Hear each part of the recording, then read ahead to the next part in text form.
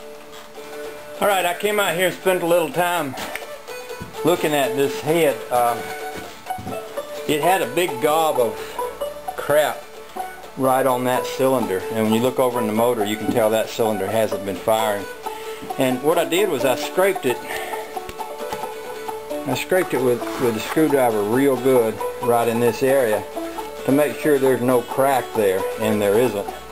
What there is this is the gasket that was on it right there, and if you look at that gasket you can see a tear right here. Well, that's where the water was draining into the cylinder, and what it was doing was it was going into the cylinder and then blowing out of the cylinder every time the compression would move, which kept that pumping back and forth, in and out, up and down, which probably explains the reason why the stuff didn't work. It didn't get to sit still anywhere long enough to work. It was, while it was being pumped around like that, probably not much of a chance that it could.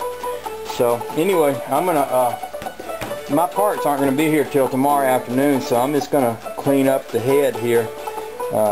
Obviously got dirt in it from where I scraped off the little deposit that was on there, but I'm going to scrape off all of this kind of stuff too. And I'm going to do the same thing over here on my engine. I'm going to, scrape the top of here. Pardon this thing. I was getting a little antifreeze down in there, down in my water jacket, but a lot of this is ice, by the way, and it's blue from the Blue Devil, I guess. But what I'll do is I'll scrape this very carefully so I won't get all this junk down inside the water jacket there. And then once I get that cleaned up and I get my new gasket, I can put it all back together. Okay, scraping gaskets. I got the exhaust gasket off this one. That's this one over here. It's a metal gasket. The intake gasket was paper, and it was stuck to, part of it was stuck to the head, part of it was stuck to the intake manifold. And that's what I've been doing, is scraping that off.